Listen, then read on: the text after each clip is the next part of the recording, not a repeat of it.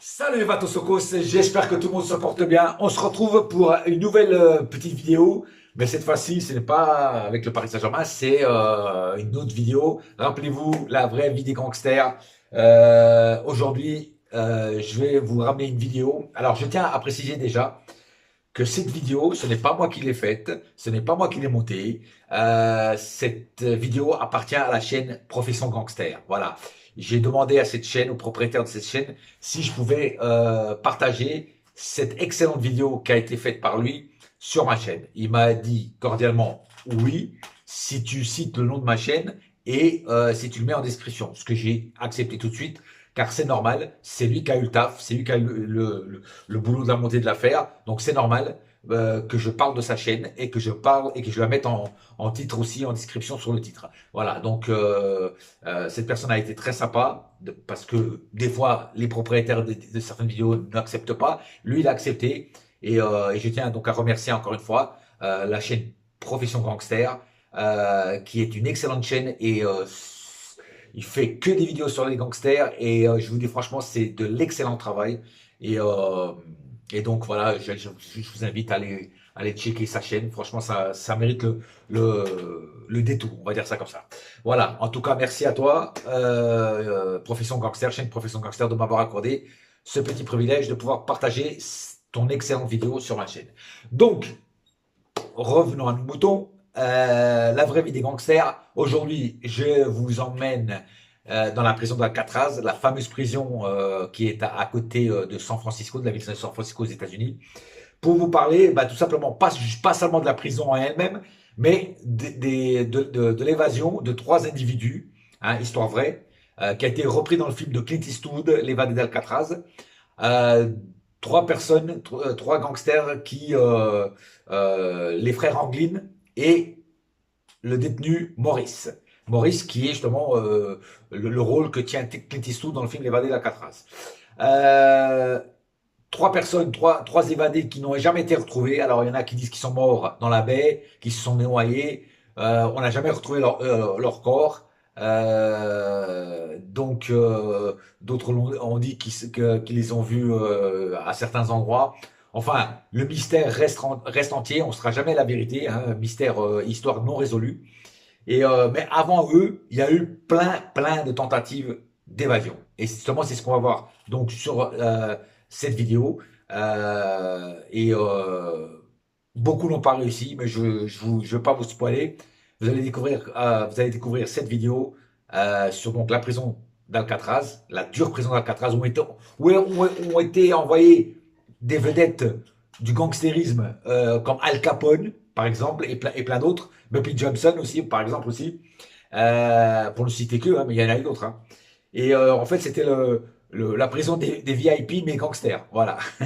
Bon, en tout cas, prison très dure. Et ce qu'ont raconté les prisonniers, c'est que quand il y allait, tu avais tout de suite envie d'en sortir tellement c'était dur. La prison la plus dure des États-Unis, c'est tout de suite Alcatraz, avec les trois évadés d'Alcatraz. Je vous laisse avec cette excellente vidéo qui appartient, et je répète encore une fois, à la chaîne Profession Gangster.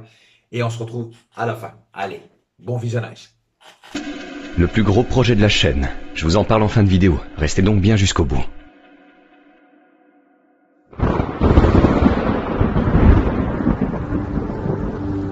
Ils nous ont mis sur une grosse affaire. Laquelle? L'évasion d'Alcatraz du 11 juin 62. Enquête toujours non élucidée à ce jour. Ça me dit vaguement quelque chose. Qu'est-ce qu'on a dessus? 3 détenus avec un passif de braqueurs de banque qui réussissent l'impossible. S'évader de la prison d'Alcatraz, le pénitencier le plus sécurisé des États-Unis à l'époque. Eh ben, rien que ça. Parmi le trio de fugitifs, on a 2 frères, John et Clarence Anglin, ainsi que Frank Lee Morris. Leur plan était bien ficelé et ils l'ont exécuté à la lettre. Repérage, préparatif, puis passage à l'action. Ils s'échappent par un trou préalablement creusé dans le mur de leur cellule et accèdent ensuite au toit de la prison.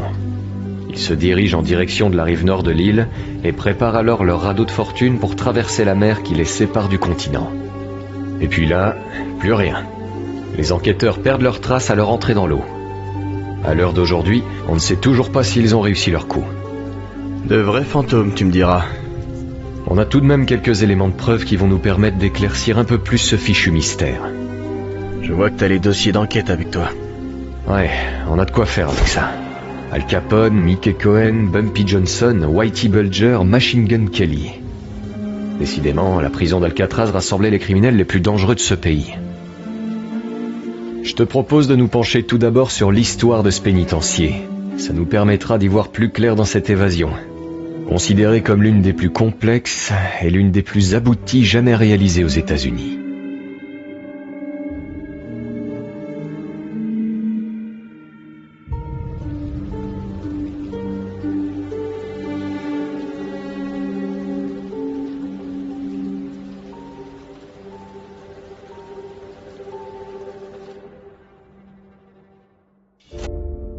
Alcatraz.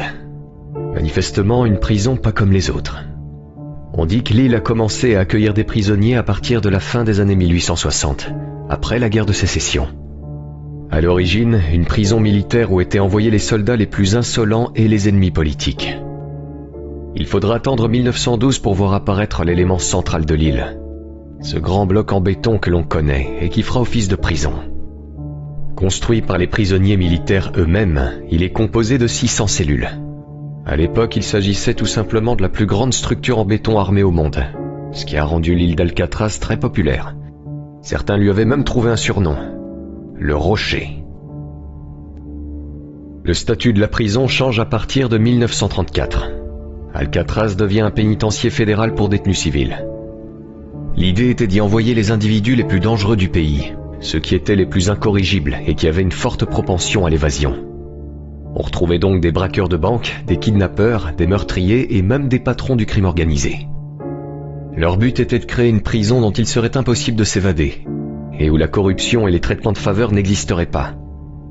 Une prison où les conditions de détention seraient extrêmement strictes, où les détenus seraient non pas appelés par leur nom, mais par un simple numéro de matricule. Une conception très draconienne, imaginée par le procureur général de l'époque, qui se souvient... Peu après mon entrée en fonction en tant que procureur général, j'ai conçu le projet d'établir une institution destinée aux prisonniers fédéraux les plus difficiles à gérer. J'en ai d'abord discuté avec le président Roosevelt, et après avoir obtenu son accord, j'ai cherché un lieu où l'implanter. Le choix s'est finalement porté sur la baie de San Francisco. J'ai alors choisi le directeur et les gardiens, et j'ai suivi de près chaque étape de construction de cette nouvelle prison. Dans le système pénitentiaire fédéral, Alcatraz représente le summum de l'isolement. Ces hommes sont tous les jours conscients du bourdonnement de la vie autour d'eux. La vie est si proche, mais la liberté si loin. Au fur et à mesure que j'avançais dans l'île, j'étais de plus en plus convaincu qu'il y avait là une prison dont aucun homme ne pouvait s'échapper. Nous étions prêts.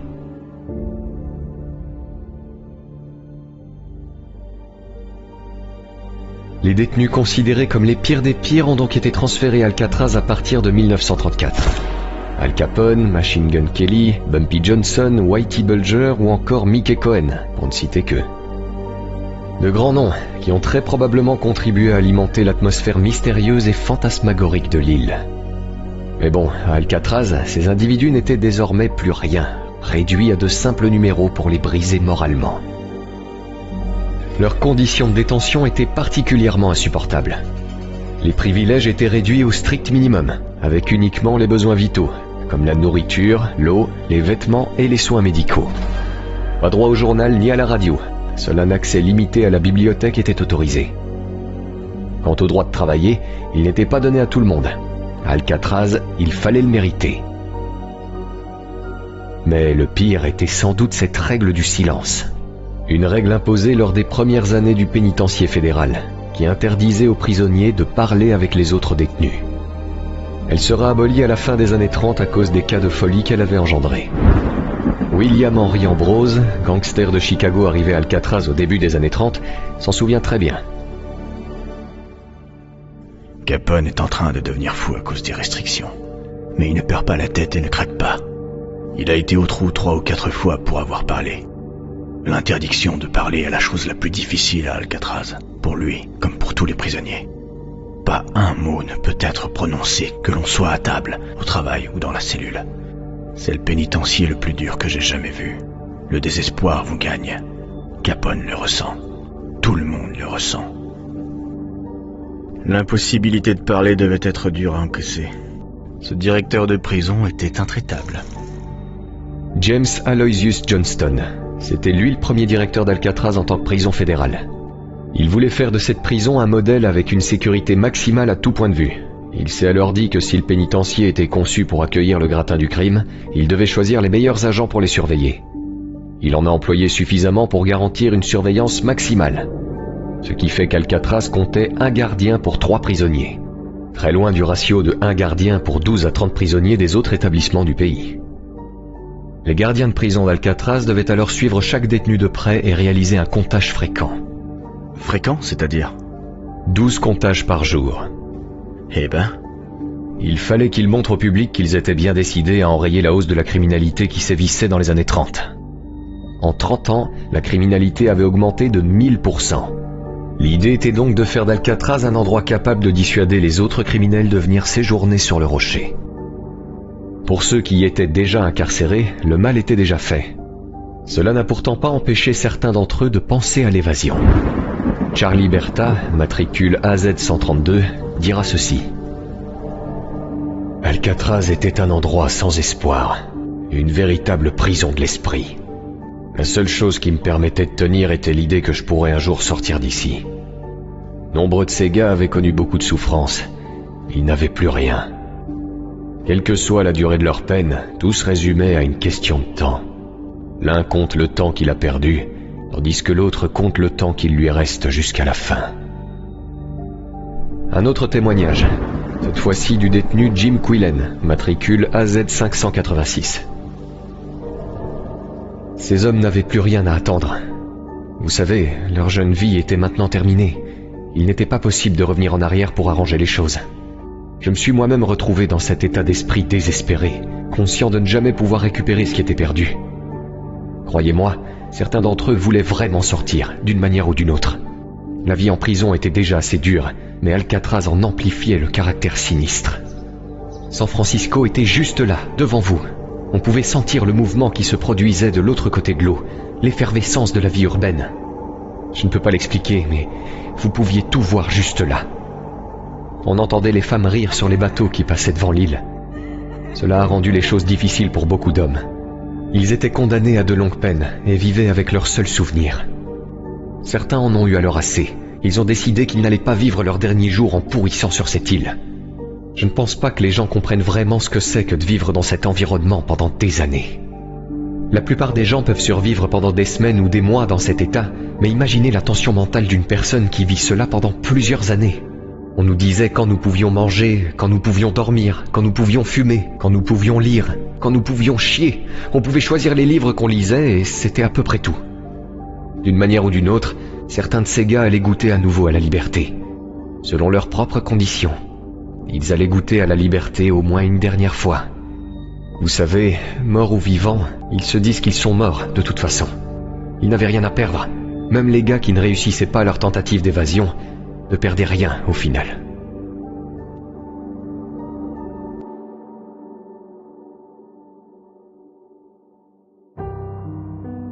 S'évader. C'est ce qui donnait de l'espoir à ces prisonniers. Pour beaucoup, c'était un sujet de discussion récurrent. Les histoires et les légendes d'évasion passées n'avaient de cesse de circuler sur l'île. Attends une minute. T'es en train de me dire que l'évasion de 62 n'était pas la première ? Eh bien, d'après les dossiers, il y aurait eu 14 tentatives d'évasion depuis que la prison était devenue un pénitencier fédéral. Les évasions avaient même déjà commencé à l'époque de la prison militaire, avec plus de 35 tentatives. Prisonniers militaires et fédéraux étaient alors confrontés aux mêmes difficultés, la plus notable étant la mer qui entourait l'île. Un véritable obstacle pour les fugitifs, qui devaient lutter contre les grandes marées. Ainsi, sur les 35 tentatives de l'époque militaire, 17 prisonniers se sont noyés. Et qu'en est-il des 14 tentatives entre 1934 et 1962 ? C'est ce qu'on va voir à présent. Grâce au dossier, on va pouvoir en savoir plus sur chacune d'entre elles. Il s'agit là d'éléments déterminants qui pourront sans doute nous permettre de résoudre l'affaire de 62. Il n'est pas impossible que les frères Anglin et Frank Morris se soient inspirés de leurs prédécesseurs.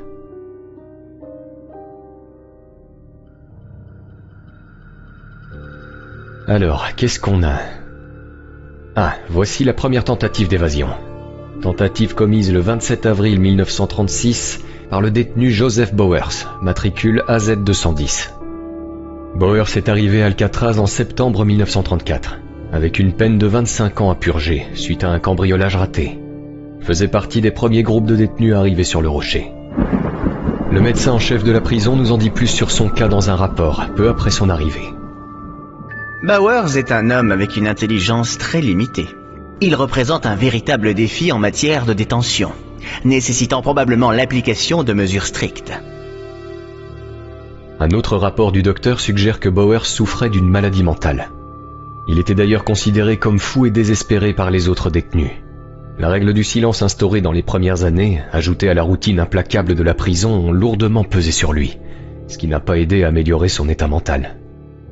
Un jour, il a refusé de travailler à la blanchisserie où il était assigné.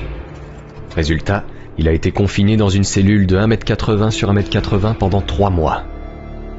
Un jour de juin 1935, alors qu'il devait aller travailler à la blanchisserie, il s'est mis à crier. « Mettez-moi au cachot! Je ne veux pas aller travailler !»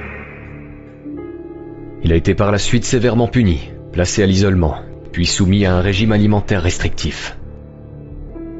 Plus tard, il a été envoyé pour travailler à l'incinérateur de l'île, situé à l'ouest du rocher. Un travail banal, mais pénible. Bowers semblait s'accommoder de ce nouveau boulot, jusqu'à ce jour du 27 avril 1936. Ce jour-là, contre toute attente, Joe Bowers tente de s'évader.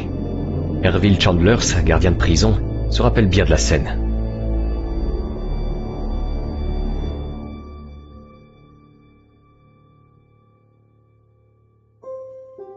Alors que j'étais de service dans la tour de garde aux alentours de 11 heures, j'ai soudain aperçu le détenu Joseph Bowers au sommet de la clôture grillagée, essayant de la franchir.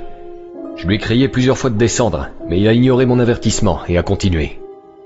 J'ai tiré 2 coups de feu à ras de terre et j'ai attendu quelques secondes pour voir le résultat. Il a alors commencé à descendre du côté gauche de la clôture et j'ai tiré une fois de plus, en visant ses jambes. Bowers s'accrochait dessus avec ses mains, mais ses pieds étaient dirigés vers le bas. Après mon 3e coup de feu, j'ai appelé l'armurerie et j'ai signalé l'incident. À mon retour, j'ai constaté que le corps avait chuté dans la baie. La chute du haut de la falaise s'avéra fatale pour Bowers. Mais pour certains, comme Roy Gardner, un célèbre braqueur de banque, ce jour-là, Bowers n'a pas tenté de s'évader. Également témoin de la scène, il se souvient.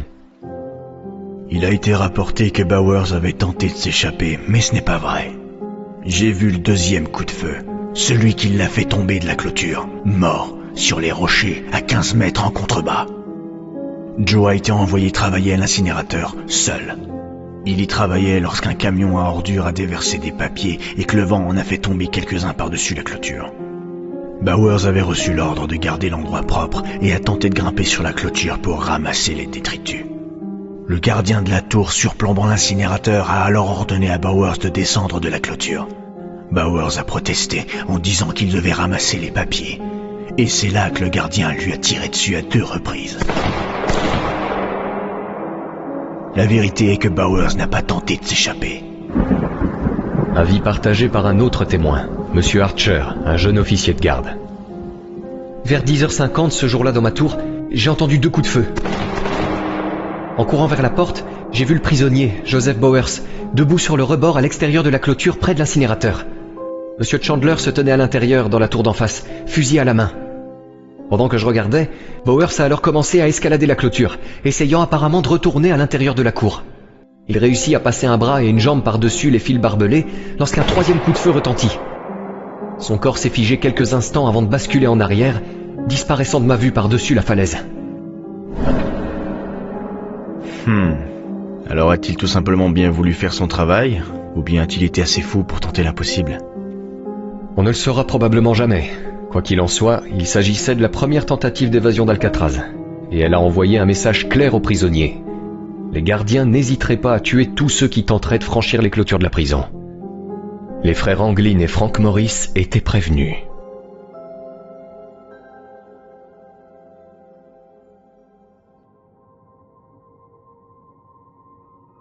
La 2e tentative d'évasion s'est déroulée le 16 décembre 1937.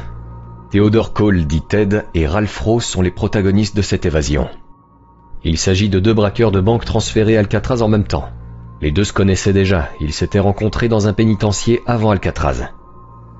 Ted et Ralph avaient alors une forte tendance à l'évasion, et sur le rocher, ils étaient considérés comme les pires des pires.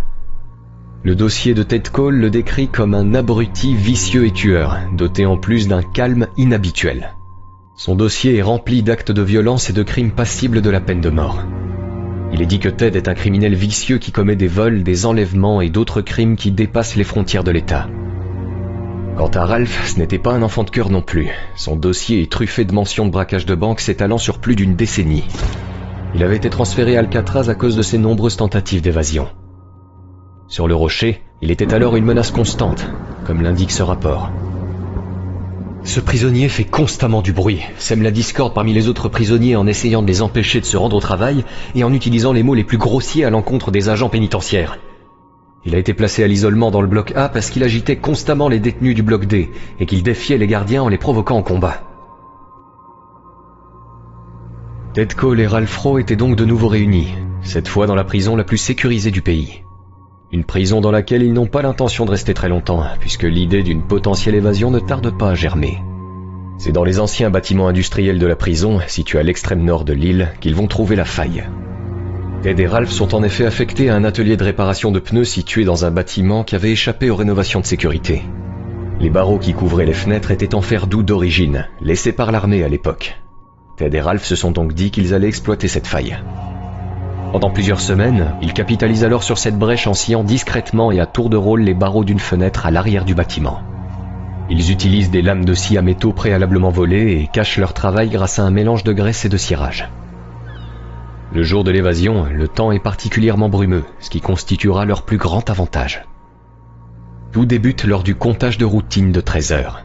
Ted et Ralph sont présents avec les autres détenus dans l'atelier, quand arrive le comptage suivant, celui de 13h30. Le gardien vérifie une nouvelle fois que tout le monde est présent, et là, surprise, plus de Ted ni de Ralph à l'appel. Alvin Karpis, un autre célèbre braqueur de banque incarcéré sur l'île, était présent ce jour-là. Il se souvient. Ralph et Ted sont sortis par la fenêtre de l'étage du dessous, en vêtements de travail et pieds nus. Ralph Rowe essaie d'arracher le cadenas de la clôture, mais il est à bout de nerfs. Ted Cole lui prend la clé et ouvre calmement le cadenas. Les deux hommes se dirigent ensuite vers le bord de l'eau. Ralph et Ted avancent prudemment au-delà des barbelés, mais alors qu'ils atteignent l'eau, ils sont pris par le courant et emportés rapidement en direction du Golden Gate Bridge.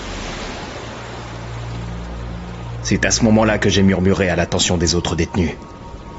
Ils sont partis. Ils sont vraiment partis?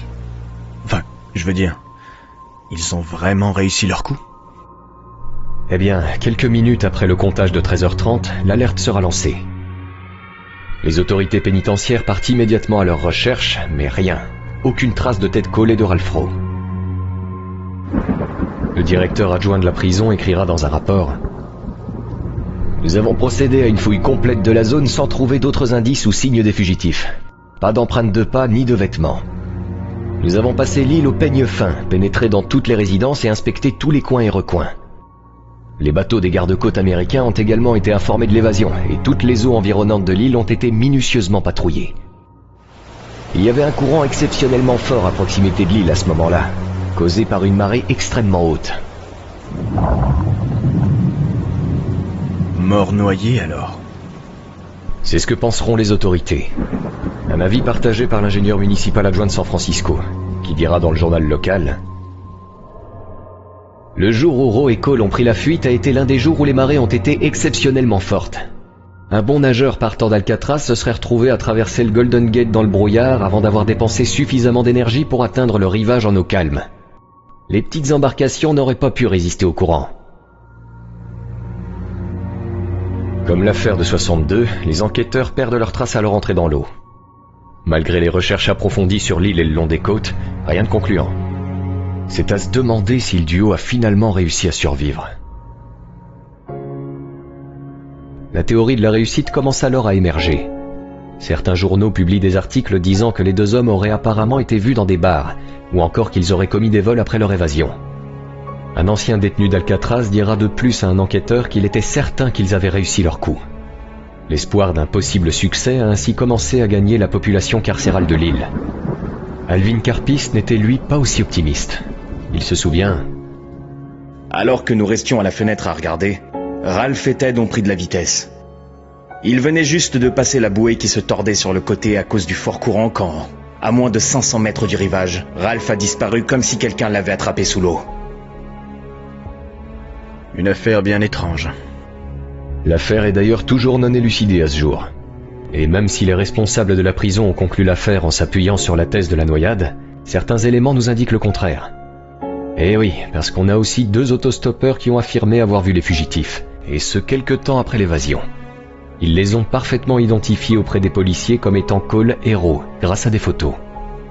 Mais l'élément le plus intriguant reste sans doute cet article datant d'avril 1941, soit quelques années après leur mystérieuse disparition. Un journaliste du San Francisco Chronicle affirmera en effet dans un article que Ted et Ralph auraient réussi à gagner l'Amérique du Sud. Il écrira, sans donner de source, « Ils vivent actuellement en Amérique du Sud et ont résidé pendant un certain temps au Pérou et au Chili. Seuls prisonniers à avoir réussi à s'évader du rocher, ils ont échappé à toutes les forces de l'ordre engagées dans l'une des plus grandes chasses à l'homme de l'histoire. Tout ce que Rowe et Cole avaient à faire, c'était de s'accrocher aux sangles des bidons, un de chaque côté du radeau ballotté. Dans l'un d'entre eux se trouvaient des vêtements civils avec lesquels les 2 fugitifs ont pris la fuite vers le nord par la Redwood Highway. Bien qu'ils aient prévu de retrouver un complice en voiture dans le comté de Marin, ils ont finalement poursuivi leur chemin seuls. Aujourd'hui, ces fugitifs notoires seraient en possession d'une somme d'argent conséquente et mèneraient une vie confortable depuis leur refuge en Amérique du Sud. Finalement, peu importe le dénouement de cette histoire, l'évasion de Ted et Ralph a redonné espoir aux prisonniers d'Alcatraz. S'échapper du rocher était apparemment possible.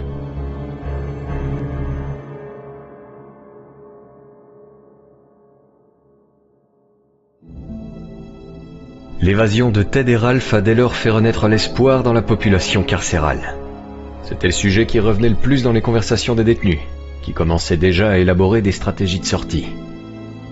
Pendant ce temps, les autorités pénitentiaires ont tenté de rassurer le public, suite à l'agitation que l'affaire avait provoquée. L'idée était de mettre en place des améliorations visant à diminuer les risques d'évasion, notamment dans l'ancien bâtiment industriel d'où Ted et Ralph s'étaient échappés. C'était un bâtiment vétuste qui n'était pas complètement sécurisé, et le fait qu'il soit situé à l'extrémité de l'île, proche de la mer, constituait toujours un sérieux risque d'évasion. Les améliorations en termes de sécurité ayant tardé, d'autres détenus ont eu le temps de tenter leur chance eux aussi. C'est le cas de James Lucas, Rufus Franklin et Thomas Limerick, tous les 3 condamnés à de lourdes peines pour braquage de banque. Ça se passe le 23 mai 1938, dans ce qui sera l'une des tentatives d'évasion les plus violentes. Ce jour-là, Lucas, Franklin et Limerick travaillent dans l'atelier de menuiserie du bâtiment et se disent qu'ils vont jouer sur l'effet de surprise pour retrouver leur liberté. Ils étudient parfaitement la ronde des gardiens qui les surveillent et remarquent qu'il y en a un posté au dernier étage du bâtiment où ils travaillent, ainsi que 2 autres sur le toit. Peu importe, ils sont déterminés à tenter le coup, quitte à utiliser la violence. La tentative d'évasion commence lorsque Franklin tue le gardien situé à leur étage à coups de marteau. L'agent mort, la voie est désormais libre pour accéder au toit. Les 3 prisonniers s'y rendent, espérant pouvoir éliminer les 2 gardiens restants. Mais en arrivant sur place, ils ne font pas long feu. Limerick est immédiatement abattu, tandis que Franklin est blessé par balle. Lucas est finalement le seul qui réussit à se cacher. Leur tentative échouera donc lamentablement. Seuls survivants, Lucas et Franklin sont alors appréhendés par les officiers. Il fallait vraiment être désespéré pour tenter un coup pareil.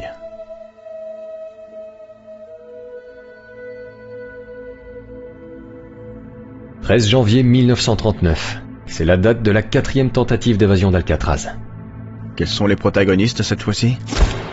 Arthur Doc Barker, Dale Stamfield, William Martin, Henry Young et Rufus McCain. Des braqueurs de banque, pour ne pas changer.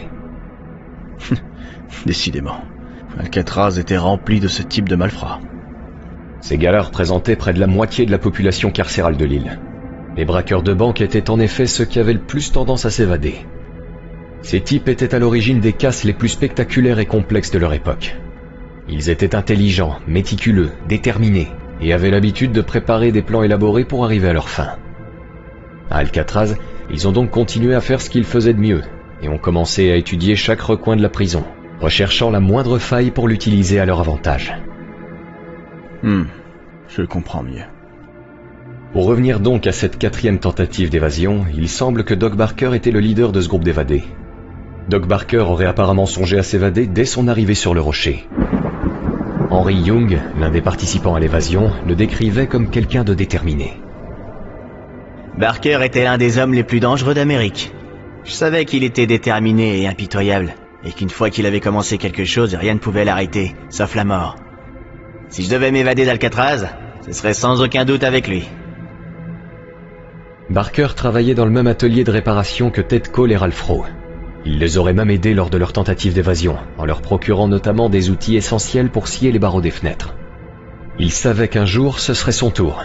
Il a donc réfléchi et s'est dit que le meilleur moyen de sortir de son trou serait d'exploiter une des failles de la prison, comme l'avaient fait Ted et Ralph à l'époque. Ça tombait bien, il y en avait une dans la section de la prison où il était incarcéré. Le bloc D, une structure qui datait encore de l'époque militaire. Le bloc D abritait les détenus les plus dangereux, ceux qui refusaient de se conformer aux règles et qui étaient considérés comme problématiques. Confiné là-bas, Doc Barker a alors vu une faiblesse à exploiter.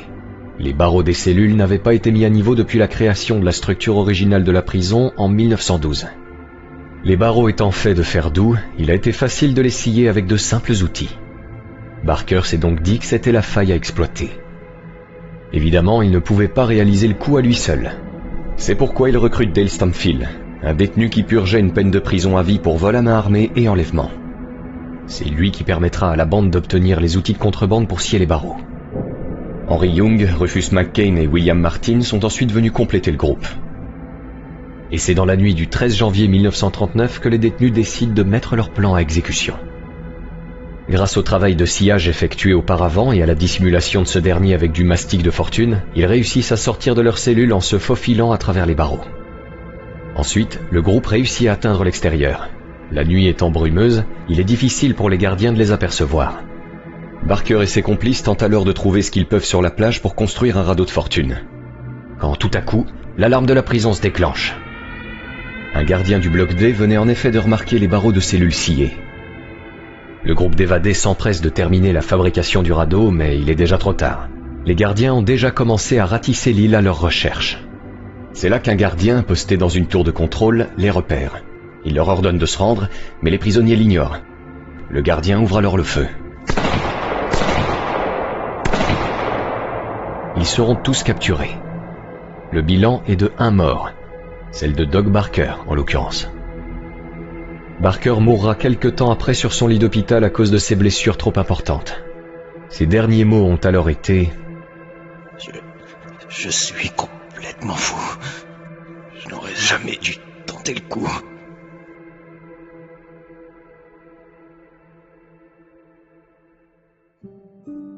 Ça en fait des failles tout de même, pour une prison qui se veut la plus sécurisée du pays. Les responsables de la prison étaient pourtant conscients du problème. Ils savaient qu'il fallait améliorer la sécurité de certains bâtiments. Précisément l'ancien bâtiment des industries, là où la plupart des tentatives d'évasion s'étaient produites jusqu'à présent. Il fallait agir et ils l'ont fait, en abandonnant d'ailleurs l'ancien bâtiment pour un nouveau, construit en 1941. Un bâtiment plus sûr et plus sécurisé, notamment pour les gardiens. Puis il y a eu le réaménagement du bloc D, avec un changement opéré sur les barreaux des cellules, fait cette fois-ci dans un matériau plus solide. Mais j'imagine que ça n'a pas suffi étant donné que les tentatives d'évasion ne se sont pas arrêtées là. Effectivement, la suivante survient le 14 avril 1943. James Bowerman, Harold Brest, Floyd Hamilton et Fred Hunter, tous les 4 incarcérés à Alcatraz pour braquage de banque et kidnapping, tentent l'impossible à leur tour. Et tu vas pas le croire, mais la tentative d'évasion viendra une nouvelle fois de l'ancien bâtiment des industries. Mais je croyais qu'il avait été abandonné. Eh bien, pas entièrement. Le niveau inférieur du bâtiment servait encore d'atelier pour les détenus. Bowerman, Brest, Hamilton et Hunter travaillaient là-bas, et en ont alors profité pour se faire la malle. Ça a commencé par la prise d'otage de 2 gardiens. Le premier est rapidement maîtrisé par les prisonniers. Il le plaque au sol et le menace avec une espèce de couteau de fortune pour le dissuader de donner l'alerte. D'après le gardien, les individus semblaient particulièrement déterminés, prêts à tout pour s'échapper de l'île, quitte à tuer. Taisez-vous! Écoutez, vous n'avez aucune chance de vous en sortir. Servez-vous de vos têtes, messieurs. Une fois le premier gardien maîtrisé et ligoté, les 4 détenus s'occupent du deuxième. Ce dernier remarque alors que quelque chose de louche se trame. L'atelier est plus calme que d'habitude. Il pénètre donc à l'intérieur pour une inspection, puis veut sortir pour donner l'alerte. C'est là que les prisonniers attaquent. Ancien officier de la marine, le gardien se débat violemment et ne se laisse pas faire. Mais il finit lui aussi par être ligoté. Le groupe de fugitifs ne perd plus de temps. Ils s'enfuient tous par une des fenêtres du bâtiment, escaladent la clôture de la prison et une fois sur la plage, se mettent à l'eau. Boharman, Brest et Hamilton s'éloignent petit à petit de l'île à la nage en direction de San Francisco. Hunter, blessé en tombant de la clôture, se retire lui dans une petite grotte pour se mettre à l'abri. Quand tout à coup, l'alarme retentit. Un gardien posté dans une tour de contrôle aperçoit plusieurs silhouettes dans l'eau qui tentent de quitter l'île à la nage. Il tire avec son Springfield et réussit à en toucher un. C'est Boharman. Touché à la tête, son corps s'enfoncera dans les profondeurs et ne sera plus jamais retrouvé. Brest, qui était à ses côtés, est appréhendé par les autorités. Même chose pour Hunter, qui est récupéré par un bateau du pénitencier. Quant à Hamilton, il est présumé noyé. Les autorités le cherchent longtemps, mais ne réussissent pas à le trouver. En fait, Hamilton a fait demi-tour lorsqu'il a entendu les balles siffler au-dessus de sa tête. Il s'est alors dirigé vers la grotte où Hunter s'est caché. Hamilton restera là-bas 2 jours avant d'abandonner et de retourner dans un atelier de l'ancien bâtiment des industries. Comble de l'ironie, c'est un des gardiens qu'il avait pris en otage quelques jours plus tôt qui le retrouve recroquevillé, affaibli par la faim. Pauvre Hamilton, si proche du but. Encore une autre tentative. Celle-ci est l'œuvre de John Giles, matricule AZ250, condamné à perpétuité pour meurtre. Giles occupait un emploi au quai de chargement, un endroit où était déchargé le linge de l'armée pour y être nettoyé. Profitant de sa situation, il vole un uniforme entier de l'armée, pièce par pièce, qu'il utilisera pour tenter de quitter l'île incognito. La tentative se déroule le 31 juillet 1945. Giles, vêtu de son uniforme, monte tranquillement à bord d'une vedette dans laquelle se trouvent plusieurs militaires. À ce moment-là, Giles pense rejoindre San Francisco, mais il n'en est rien. Le bateau part en fait en direction d'Angel Island, une île située non loin d'Alcatraz. L'alerte de sa disparition ayant déjà été donnée, un bateau réussit à rattraper la vedette dans lequel se trouve le prisonnier. Il est appréhendé et renvoyé dans sa cellule.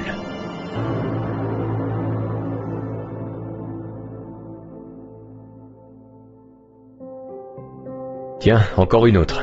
Et là, c'est du sérieux. La tentative se passe au début du mois de mai 1946. Son nom, la bataille d'Alcatraz. Bataille d'Alcatraz? Ça commence à être sérieux cette histoire. Qu'est-ce qu'on a dessus? La tentative d'évasion la plus violente et la plus sanglante jamais vue sur le rocher. Le plan de l'évasion est échafaudé par Bernard Coy, un braqueur de banque du Kentucky, connu pour ses multiples tentatives d'évasion. Sur l'île, Coy occupe un poste dans le bloc cellulaire principal de la prison. Un jour, il décèle une faille dans la salle des armes qui surplombe le bâtiment cellulaire. Il s'aperçoit en effet que les barreaux qui la protègent peuvent être élargis à l'aide d'un outil d'écartement. Pour Coy, l'idée est donc de s'introduire dans l'armurerie, de voler des armes, de prendre les gardiens en otage et enfin, de se tirer de la prison. Pour réaliser ce coup, Coy n'est alors pas seul.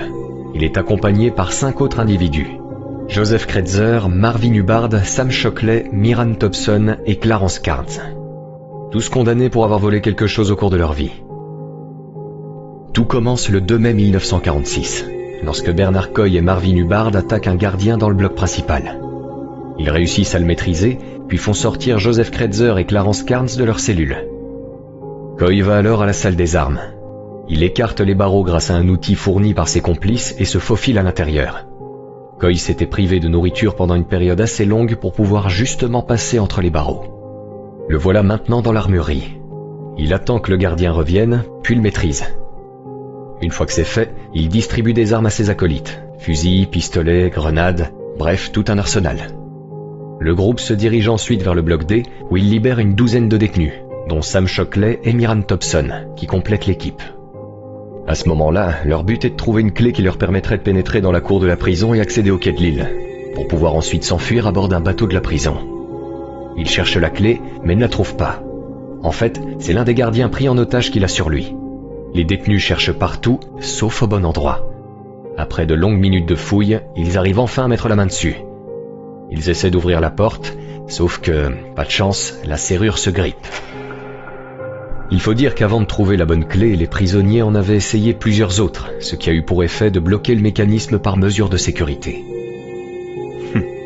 Piégé donc. Ouais, piégés, mais pas encore décidés à lâcher les armes. Ils étaient trop déterminés pour arrêter de sitôt. Coy et ses complices se sont dit qu'ils allaient se battre, jusqu'à la fin. S'ensuit donc une fusillade entre les détenus et les gardiens du bloc cellulaire principal. Une bataille qui durera 2 jours et qui nécessitera l'aide de la marine pour neutraliser les récalcitrants, notamment pour sauver les gardiens, toujours retenus en otage. Obus, grenades, c'était la guerre à Alcatraz. Dans les dernières heures, n'ayant plus aucun endroit où se protéger des tirs incessants, Kretzer, Coy et Hubbard se réfugient alors dans le couloir de service du bloc C. Ils sont les derniers à continuer à se battre, Shockley, Thompson et Carnes ayant décidé de retourner dans leurs cellules. Ce jour-là, seule la mort aurait pu les arrêter. Carnes se rappelle. Quand ils ont décidé de mourir, j'étais là. C'était sur les dernières marches du bloc C. Et ils en parlaient comme d'une conversation ordinaire. Je ne savais pas à quoi m'attendre, mais l'idée qu'ils abordent la mort avec une telle désinvolture était pour moi inimaginable. Coy a dit « Ils ne m'attraperont pas ». Hubbard a alors renchéri. « Ils ne m'attraperont pas non plus ». Et Kretzer a finalement conclu « Dans ce cas, il vaudra mieux qu'on garde quelques balles de côté pour nous. »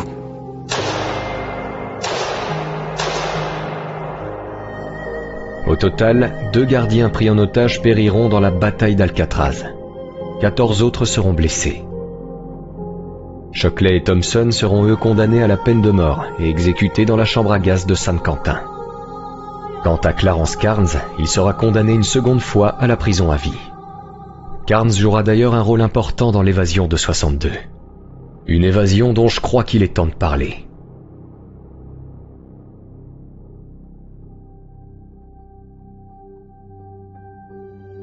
On a donc 3 détenus qui disparaissent dans la nuit du 11 juin 1962. John et Clarence Anglin et Frank Morris. Commençons par les frères Anglin. Ces 2 frères sont issus d'une famille de 14 enfants, John étant plus âgé que Clarence d'1 an. Ils ont aussi un grand frère, Alfred. Avec lui, ils forment un trio uni et partagent tous un certain côté aventureux. Originaires de l'État de Géorgie, les Anglin s'installeront plus tard en Floride. John et Clarence Anglin font partie d'une famille agricole modeste. Ce n'est donc pas facile tous les jours, mais les Anglin restent soudés, même dans la difficulté. Les frères aident leurs parents en travaillant dans les champs, et une fois leur journée de travail terminée, ils aiment aller se baigner dans le lac, à proximité.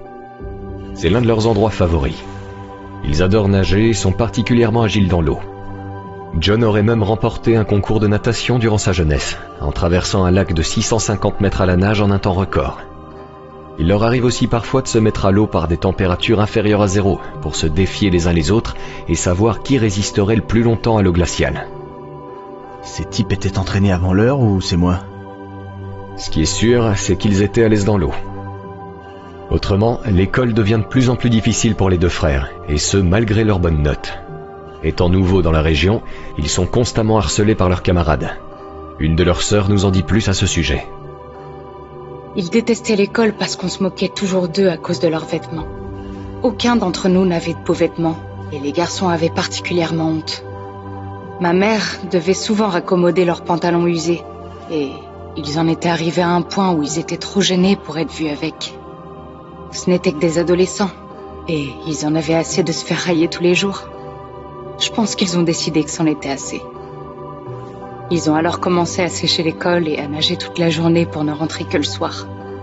C'est à cette époque qu'ils ont commencé à voler et à s'attirer des ennuis. C'était vraiment difficile pour eux d'être constamment tourmentés par les autres enfants à cet âge. Mes parents ont fait de leur mieux, mais les temps étaient durs à l'époque. Ils les aimaient vraiment et leur ont donné le meilleur de ce qu'ils pouvaient. Mais cela n'a pas suffi. John et Clarence ont effectivement commencé à faire l'école buissonnière. Et petit à petit, ils empruntent la voie de la délinquance, jusqu'à commettre ce vol qui changera définitivement le cours de leur destin.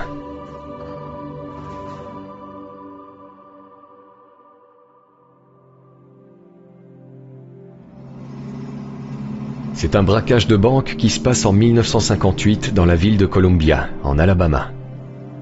John, Clarence et leur frère Alfred décident de réaliser un casse important pour se faire un maximum d'argent avant de prendre un nouveau départ. Ils attaquent alors la banque et repartent avec un joli pactole pour l'époque, plus de 18 000 $. Ils s'enfuient et à partir de là, c'est la cavale pour les trois frères. Ils essaient tant bien que mal de passer sous les radars des autorités, mais finissent par se faire prendre quelque temps plus tard en Ohio. Alfred, John et Clarence sont jugés, assumant l'entière responsabilité de leurs crimes et plaidant coupables pour tous les chefs d'accusation. Résultat, ils sont tous condamnés à une peine de 35 ans de prison et sont envoyés au pénitencier d'Atlanta. Là-bas, ils seront séparés à cause de leur propension à l'évasion. Alfred Anglin, qui restera lui à Atlanta, notifiera cette séparation à sa mère dans une lettre. « Chère maman, je t'envoie ces quelques mots pour te saluer. J'espère que cette lettre te trouvera ainsi que toute la famille. De notre côté, tout va bien. Je tenais à t'informer que John et Clarence vont être transférés dans des établissements différents. Clarence va à Leavenworth, au Kansas, tandis que John prend la direction de Lewisburg, en Pennsylvanie. Leur départ est prévu pour aujourd'hui. » À Lewisburg, John ne perd alors pas de temps pour élaborer un plan d'évasion. Plan qui capotera après que des agents pénitentiaires découvrent le projet. Il est donc transféré dans un établissement plus sûr, à Leavenworth, là où son frère Clarence est incarcéré. Les deux frères se retrouvent par conséquent après 2 ans de séparation. On rapporte qu'ils tentent là-bas de s'évader à plusieurs reprises. Compte tenu de leur longue peine et du risque important d'évasion, John et Clarence Anglin sont alors envoyés à Alcatraz. John dans un premier temps en octobre 1960, puis son petit frère 3 mois plus tard. Sur le rocher, John peut alors compter sur les précieux conseils d'un ancien détenu avec qui il sympathise. James Whitey Bulger, un ancien braqueur de banque qui purgeait une peine de 20 ans pour une série de vols à main armée. Il a gagné son billet pour Alcatraz suite à une évasion ratée au pénitencier d'Atlanta. Grâce à Whitey, donc, John prend connaissance des règles essentielles pour survivre sur l'île avant que son frère n'arrive. Et lorsque Clarence débarque, ce dernier écrit cette lettre à sa mère. « J'ai pensé que je devais t'écrire pour te dire que j'ai été transféré ici à Alcatraz. J'ai vu John, et il va bien. Quant à moi, je m'adapte assez bien. Je n'ai pas encore été affecté à un travail, mais il n'y a pas lieu de s'inquiéter. Je me débrouillerai bien ici. » À ce moment-là, la cellule de Clarence est située non loin d'un autre détenu, qui va nous intéresser tout autant que les deux frères. Frank Lee Morris. Qu'est-ce qu'on a sur lui? Né à Washington le 1er septembre 1926. Il n'a pas eu une enfance facile. Son passé est assez flou et difficile à retracer. Frank dit n'avoir jamais connu ses parents. D'après les dossiers, sa mère était une toxicomane, toujours aux prises avec des problèmes. On ne sait pas grand-chose sur le père. Tout ce qu'on sait, c'est que le beau-père la battait fréquemment. D'après Frank, ses parents seraient morts quand il avait 11 ans. Il déclare alors avoir été élevé dans différents foyers qu'il fuyait continuellement. Il passe une bonne partie de sa jeunesse dans des maisons de correction pour mineurs. Comme pour les frères Anglin, il commence par des petits vols, puis de fil en aiguille, des vols plus importants, comme les braquages de banque. Frank Morris est décrit comme un homme calme, solitaire, qui a du mal à faire confiance à autrui. Il n'apprécie jamais vraiment l'amitié de qui que ce soit. En somme, un type qui se tient la majorité du temps à l'écart et qui n'engage que très rarement la conversation. Apparemment, il a aussi un QI de 133, soit supérieur à la moyenne. Une intelligence qu'il utilisera pour s'évader un nombre incalculable de fois des prisons dans lesquelles il est incarcéré. Whitey Bulger connaissait très bien Frank. « J'ai connu Frank Morris à Atlanta. Il s'est évadé à plusieurs reprises par le passé. La liberté était si importante qu'il risquait sa vie à chaque fois, et à chaque fois, il s'améliorait. En parcourant des écrits de sa jeunesse, j'ai été surpris par la maturité de ses réflexions pour un si jeune âge. Frank a eu une vie difficile. » Et donc, je suppose que toutes ces évasions lui ont permis de gagner son ticket pour Alcatraz. Le 18 janvier 1960, c'est en effet la date à laquelle Frank arrivera sur le rocher, quasiment 1 an avant les frères Anglin. Whitey Bulger se rappelle alors: « Je n'ai jamais considéré Maurice ou les frères comme des personnes dangereuses. Frankie et les Anglin étaient tous des types exceptionnels. Ils n'ont jamais fait de mal à personne, mais ont payé un lourd tribut en passant des années en prison. Avec le recul, je me souviens que Frank jaugeait tout le monde et ne disait ni ne révélait grand-chose. Il était toujours méfiant à l'égard des personnes qui l'entouraient. En ce qui concerne les frères, il faisait honneur à leur famille. Ils menaient une vie rangée avec toujours ce goût de l'aventure. C'est ainsi que je me souviens d'eux. Ils étaient calmes et n'avaient qu'une idée en tête, quitter Alcatraz. Pour Allen West, c'est une toute autre histoire. Allen quoi? Qui c'est celui-là? Allen Clayton West, moins connu que les trois autres. Il jouera pourtant un rôle important dans le projet d'évasion de 62. À Alcatraz, West a la réputation du type arrogant, toujours au centre des conflits raciaux au sein du pénitencier. Un des gardiens de l'île, qui témoignera en 1994, dira de lui « Comment était-il? Je l'aimais pas. Je pensais que c'était une merde. Ce que vous pourriez ne pas croire, c'est que j'aimais la plupart des gars là-bas. En fait, la plupart des prisonniers étaient plutôt plaisants à fréquenter, mais West était du genre à en vouloir à l'uniforme. Je me souviens très bien de West. » Allen West arrive sur le rocher en avril 1954, bien avant les autres. Il plonge également dans la délinquance très jeune. S'ensuit alors une carrière criminelle toute tracée. Cambriolage et vol sont les délits les plus récurrents de son dossier. Dans toutes les prisons où Allen West passe, il constitue une menace pour les autorités pénitentiaires. C'est un détenu considéré comme dangereux, régulièrement impliqué dans des tentatives d'émeutes raciales. En somme, un homme vicieux, capable d'agresser, même sans provocation préalable. Une question me turlupine maintenant. Comment tout ce beau monde a fait connaissance? Parce que je vois mal comment West a pu bien s'entendre avec Maurice et les frères Englin. Eh bien, figure-toi qu'ils se connaissaient déjà. Les 4 hommes s'étaient en effet déjà rencontrés au pénitencier d'Atlanta et à la prison de Rayford, en Floride. Je vois. Et le projet d'évasion, quand a-t-il commencé? C'est ce qu'on va voir dès à présent.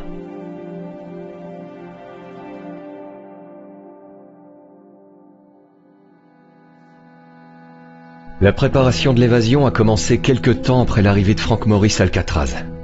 Frank avait été affecté à la bibliothèque de la prison où il aidait à ranger les livres. À ses côtés se trouvait alors un certain Clarence Carnes. Clarence Carnes? Nous y revoilà donc. À l'époque où Frank Morris arrive sur le rocher, Carnes est en effet bibliothécaire en chef. Whitey Bulger nous en dit alors plus sur cette rencontre. Lorsque Frank est arrivé à Alcatraz, il a travaillé à la bibliothèque de la prison. À la bibliothèque, il s'est lié d'amitié avec Joe Carnes, qui était à Alcatraz depuis 1945. Joe connaissait mieux que quiconque la disposition et le fonctionnement de la prison. Il était toujours prêt à mettre son savoir au service des autres pour déjouer le système carcéral. Joe connaissait les gardiens par cœur. Il savait qui était le plus vigilant et qui était le plus paresseux.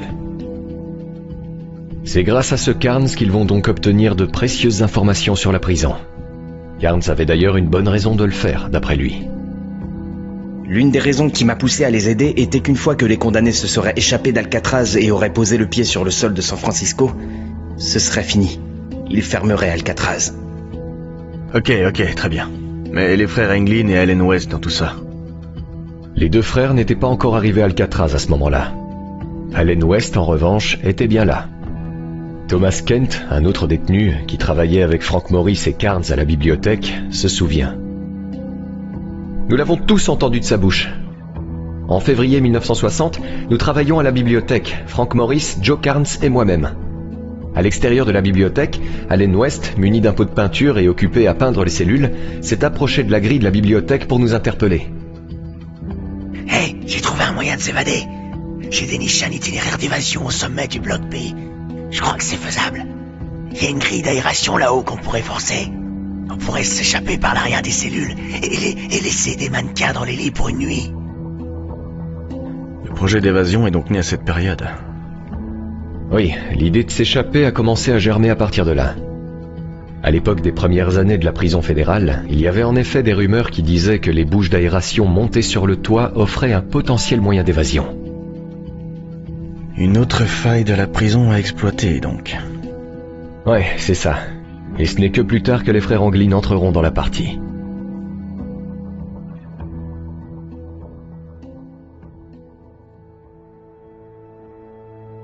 On dit qu'il commence à être impliqué dans le complot à partir de mars 1961. Lloyd Miller, un agent pénitentiaire, avait en effet alerté le directeur adjoint de la prison sur le fait qu'il y avait quelque chose de suspect entre Clarence Carnes, les frères Englin et June Stephens. Qui c'est celui-là encore? Un autre détenu qui travaillait avec les frères Anglin au service culinaire. C'était un ami de confiance de Clarence Anglin. Lors du repas du soir du 9 mars 1961, l'agent Lloyd Miller remarque donc quelque chose de louche. Pendant la dernière partie du repas de ce soir, j'ai remarqué que Carnes parlait à Stephens dans ce qui semblait être une conversation très sérieuse et confidentielle. Alors que j'essayais de l'entendre, Stephens a interrompu la conversation et s'est déplacé vers l'arrière de la table. Carnes, quant à lui, continuait de manger, tandis que Stephens, affecté au service de la salle à manger, feignait de nettoyer une table vide à proximité. Une fois la salle à manger vidée et le reste du personnel entré, j'ai vu Stephens rejoindre les frères Anglin à leur arrivée pour les emmener à l'écart. Il s'est alors engagé dans une conversation sérieuse et confidentielle avec eux, sans qu'aucun officier ou autre détenu ne puisse l'entendre. Cette conversation a duré plusieurs minutes. Je n'ai aucune idée de ce dont il s'agissait, mais ce n'est certainement pas une conversation habituelle entre détenus. Ils étaient toujours sur le qui-vive et nous surveillaient de très près. Donc, si je comprends bien, c'est Carnes via Stephens qui les aura mis au fait. On ne sait pas vraiment. Ce qui est certain, c'est que le témoignage de Miller a prouvé que les frères Anglin ont été impliqués dans le projet à cette période, intégrant ainsi le groupe de conspirateurs. C'est en juillet 1961 que les choses deviennent ensuite plus sérieuses. Les frères Anglin et Allen West réussissent en effet à s'installer dans des cellules voisines situées dans le bloc B. John est dans la B150, West dans la B152 et Clarence dans la B154. 2 mois après, Frank Morris les rejoint en s'installant dans la B138, soit seulement à 5 cellules de John. C'est à ce moment-là que la planification de l'évasion se met en route. 3 fois par jour, à l'occasion des repas, Allen West, Frank Morris et les frères Anglin se réunissent dans la cantine de la prison pour discuter du projet. Ces périodes étaient cruciales pour élaborer leur plan. Ça leur faisait grosso modo 1 heure par jour pour débattre de la méthode qui leur permettrait de quitter l'île. Et de quoi ça parlait concrètement?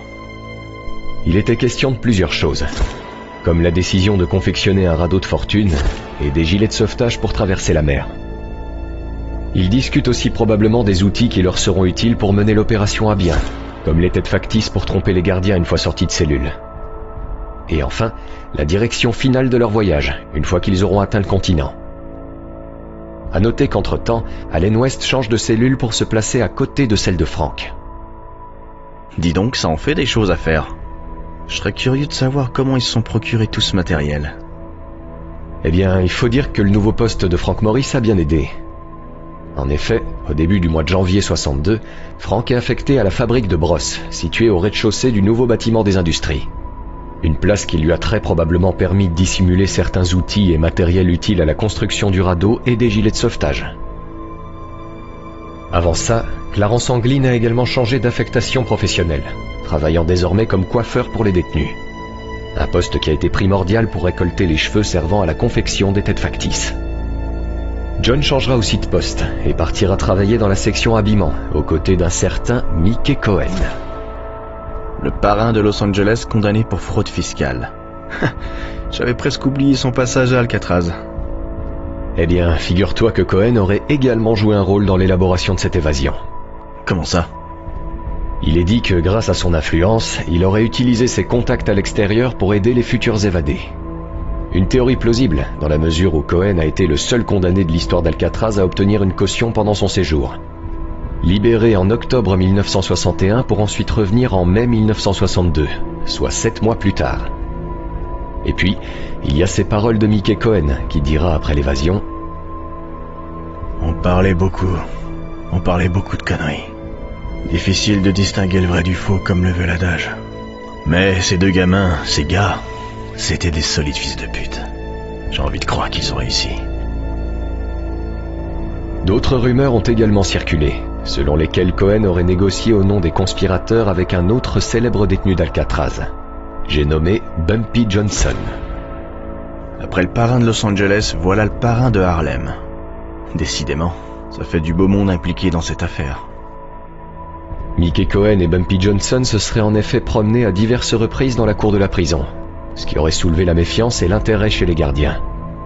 Bumpy était en quelque sorte le leader de la population carcérale afro-américaine à Alcatraz, une figure respectée du crime organisé, qui lui conférait une sorte de statut sur le rocher, comme l'indique ce rapport. Il semble avoir été un leader de la population de couleur. Il a usé de son influence à 1 ou 2 fois pour limiter les troubles. Il a été signalé comme ayant une influence stabilisatrice pendant une période de tension raciale. Une personne très respectée est considérée comme un conseiller par notre population de couleur. Il est en très bon terme avec tous les détenus et fait preuve de courtoisie et de respect envers le personnel à tout moment. Sa relation avec le personnel pénitentiaire serait même allée plus loin, puisqu'il est dit que Bumpy, par l'intermédiaire d'un officier corrompu, aurait profité de ses contacts à l'extérieur pour aider le groupe d'évadés en leur fournissant un bateau pour fuir. Toujours grâce à ses contacts, Bumpy leur aurait aussi permis d'obtenir une certaine somme d'argent. Et ce n'est pas fini, puisqu'il est encore dit que Bumpy aurait acheté le silence des détenus afro-américains incarcérés dans les cellules derrière le groupe d'évadés.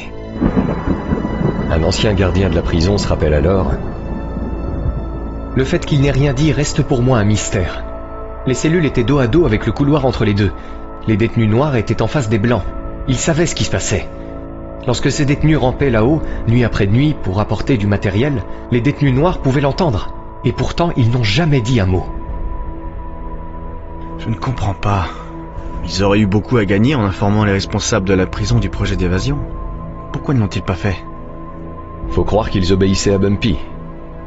D'ailleurs, pour en revenir au parrain de Harlem, figure-toi qu'il a travaillé avec Frank à la fabrique de brosses, et qu'il a aussi travaillé avec Clarence Anglin au salon de coiffure. Dans les deux cas, cela lui aurait donné l'occasion de parler avec eux. Je vois. D'ailleurs, en parlant de Clarence, il y en a un autre qu'on a oublié. Carnes. Il devait bien participer à l'évasion, non? C'était ce qui était prévu, oui.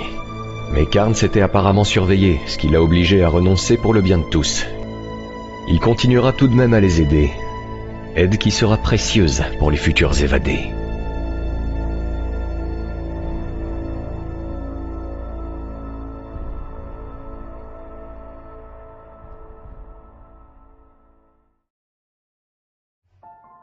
Pour pouvoir s'évader donc, il leur a fallu creuser un trou dans leur cellule. Pour cela, ils avaient quelques outils de contrebande à leur disposition, comme des lames de scie en métal et des cuillères qu'ils avaient aiguisées. L'idée était de creuser autour de la grille de ventilation de la cellule pour avoir un espace suffisant et accéder au couloir de service non gardé, situé juste derrière. De là, ils pourraient alors accéder au toit grâce à une bouche d'aération. Les murs en ciment des cellules s'étant détériorés au fil du temps, ils ont donc joué sur ce point faible. Pendant des mois, ils vont alors creuser en cachette. Quand l'un creusait, l'autre montait la garde, et ainsi de suite. Et pour dissimuler leur travail, ils utilisaient du simple carton peint pour tromper la vigilance des gardiens, qui ne se sont doutés évidemment de rien. L'accordéon de Frank Morris sera même utilisé pour couvrir les bruits. Plutôt malin comme plan. Et qu'ont-ils fait des débris? Mis dans les poches de leurs pantalons, puis disséminés au fur et à mesure dans la cour de la prison. Après ça, il a été question de confectionner les fausses têtes qui feraient office de leurre la nuit de l'évasion. Les cheveux récoltés par Clarence et un mélange de papier toilette, de savon et de béton permettront de les créer après un travail de longue haleine. Le radeau de fortune est ensuite construit grâce à des imperméables de détenus volés. Puis ce sera les gilets de sauvetage et les pagaies en bois. Ils réussissent même à voler un moteur d'aspirateur pour le transformer en perceuse pour desserrer les vis du trou d'aération sur le toit. Ils fabriquent aussi un périscope, une lampe de poche... Attends, je te coupe. Où ont-ils caché tout ce bazar? Derrière le mur de leur cellule et en dessous du toit. Comme ça, ni vu ni connu. Malin. Autre élément notable, Frank Morris commande 2 livres, susceptibles de nous révéler la destination finale du groupe d'évadés. 2 bouquins pour apprendre l'espagnol. Dis-toi qu'après un braquage de banque en 1955, Frank avait dit aux autorités avoir l'intention de s'enfuir au Mexique ou en Amérique du Sud pour repartir à zéro. Une piste intéressante. Ces gars-là n'ont rien laissé au hasard. Dans un autre témoignage, Whitey Bulger nous dit alors ça. Ils étaient disciplinés, ils faisaient de l'exercice, ils étaient jeunes, forts et en excellente forme physique. Petit à petit, ils ont réussi à s'acclimater au choc de l'eau froide. Ils s'entraînaient dur, en sachant parfaitement les défis qui les attendaient. Ils faisaient de l'exercice pour renforcer leur force dans leurs cellules, en courant sur place sans chaussettes sur le sol en ciment froid. Ils ont même drapé des serviettes mouillées et froides autour de leur cou et de leurs épaules, ainsi qu'à l'intérieur de leurs vêtements pour s'adapter. Ces gars-là étaient pleins de ressources et voulaient profiter de tous les avantages. Et d'après un autre détenu, ils avaient un plan A, un plan B, un plan C et même un plan D, et ce pour chaque scénario. Finalement, il ne leur restait plus qu'à choisir la date. Et ce sera dans la nuit du 11 juin 1962 qu'ils décideront de mettre leur plan à exécution.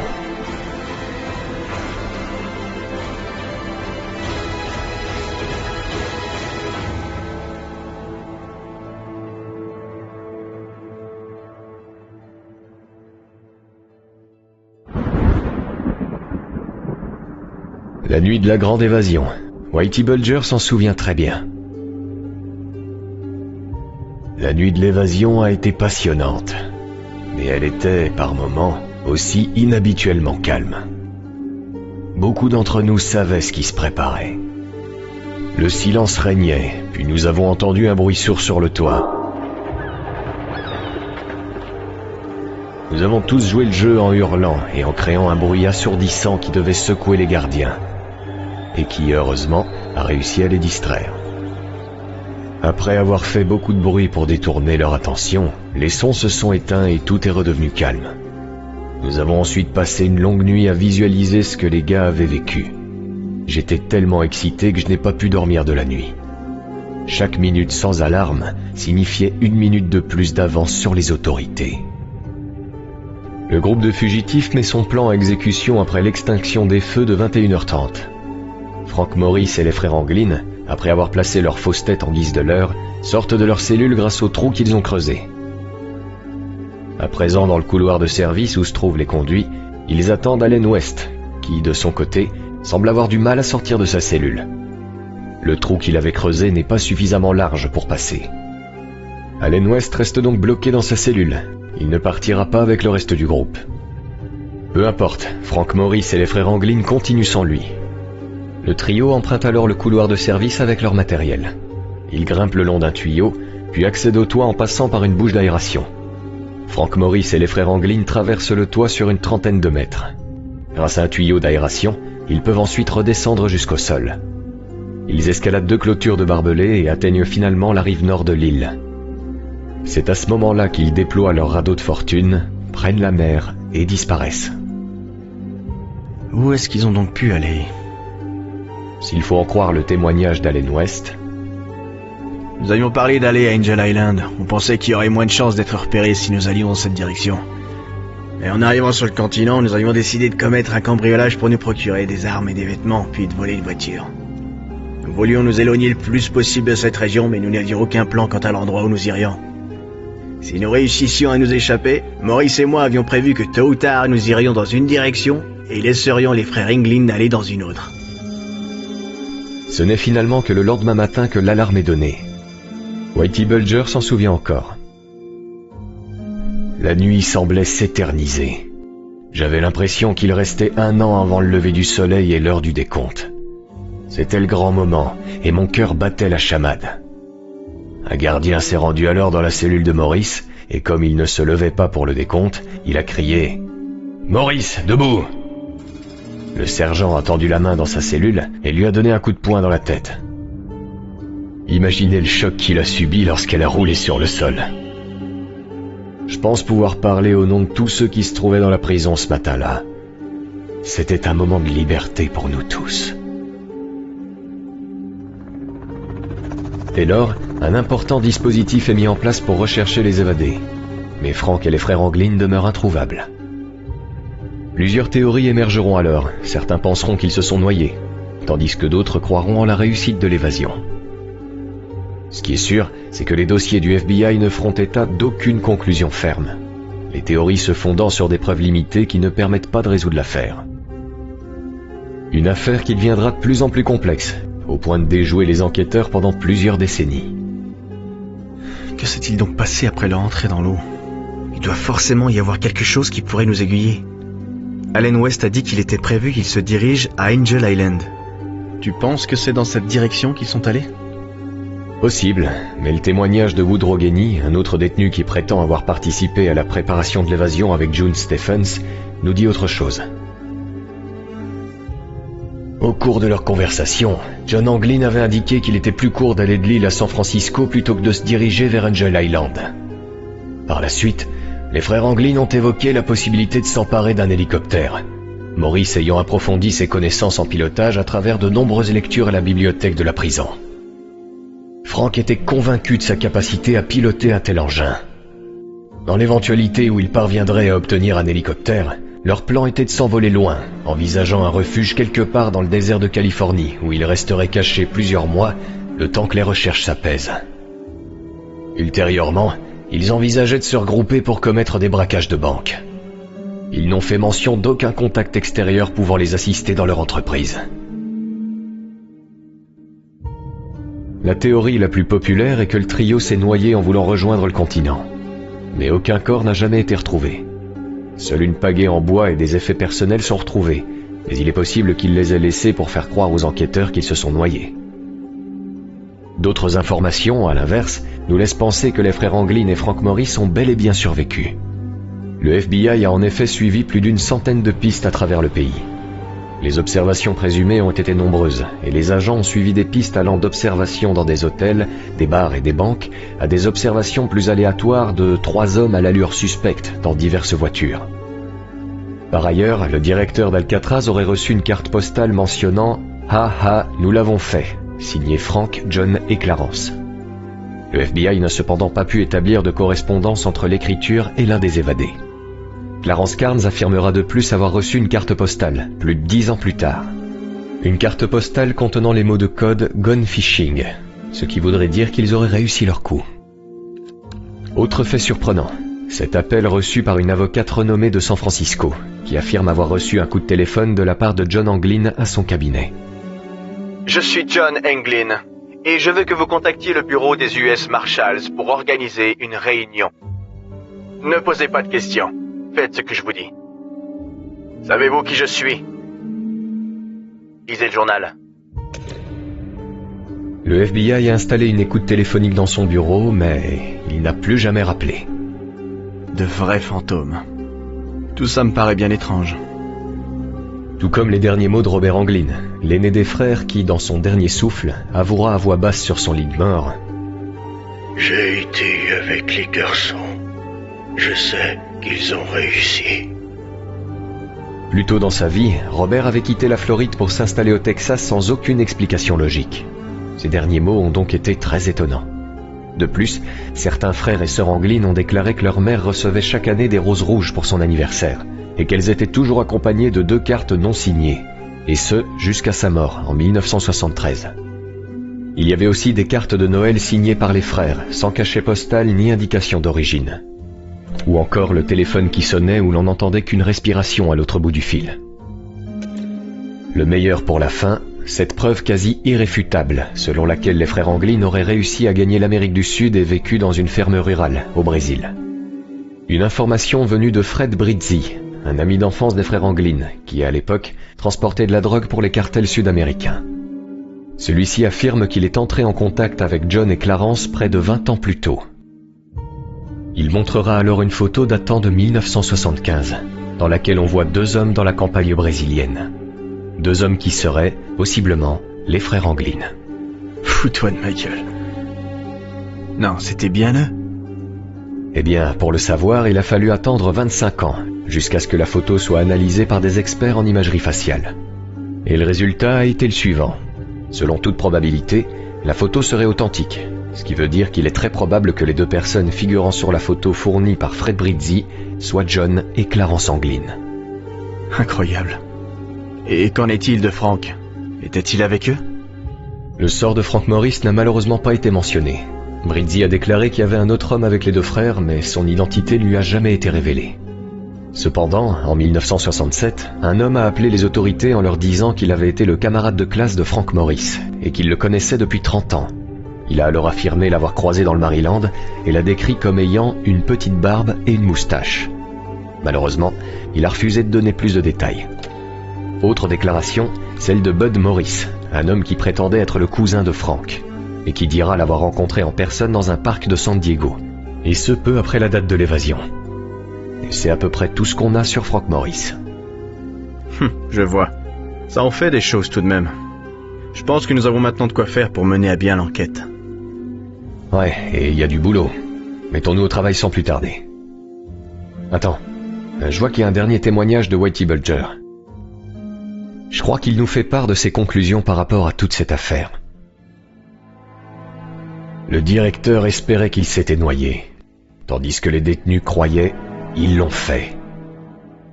Je pense qu'ils auraient pu s'en sortir assez facilement.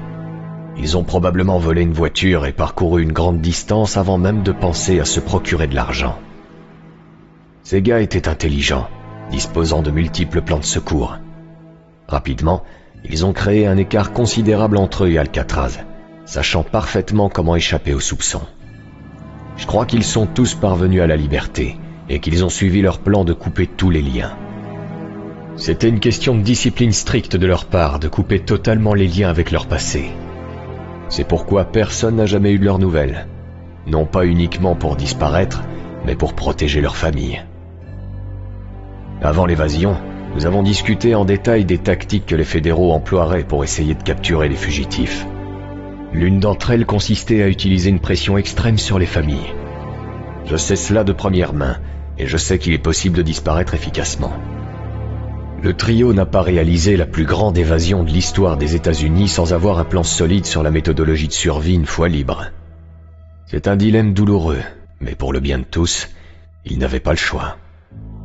C'était plus facile pour Maurice, car il n'avait pas de famille proche, mais il devait en être ainsi pour la sécurité de tous. Chaque fois que je repense à mes années passées à Alcatraz et à ce matin du 12 juin 1962, cela me remonte le moral, et j'applaudis silencieusement Frankie, John et Clarence. Que Dieu bénisse ce trio. Ils ont contribué à la fermeture d'Alcatraz et sont entrés dans l'histoire. J'espère qu'ils ont vécu une vie longue et heureuse après Alcatraz.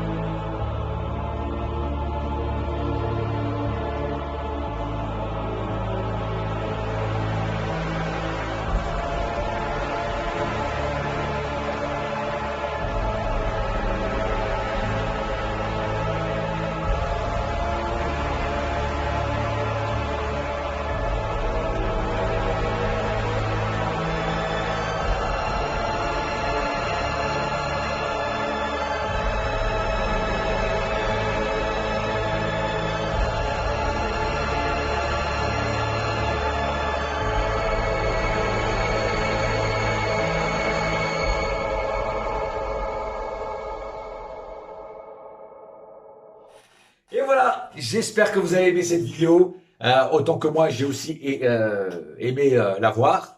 Et voilà, comme je dis, le mystère reste entier. Mais en tout cas, c'est pour ceux qui n'ont pas vu le film avec Clint Eastwood, c'est L'évadé d'Alcatraz. C'est un film des années 80, je crois, si ma mémoire est bonne. Excellent film, d'ailleurs comme tous les films de Clint Eastwood pratiquement. Et donc pour ceux qui n'auraient pas encore vu ce film-là, allez voir. Franchement, ça vaut le déplacement aussi. Voilà, sur ce, merci à vous d'avoir pris le temps de regarder cette vidéo qui est excellente. Et je rappelle encore une fois que cette vidéo appartient à la chaîne Profession Gangster. Allez checker, il fait du bon boulot et ça vaut le coup. Merci à vous et on se retrouve bientôt pour de nouvelles aventures. Et qui sait, pour peut-être de nouvelles vidéos sur les gangsters. Allez,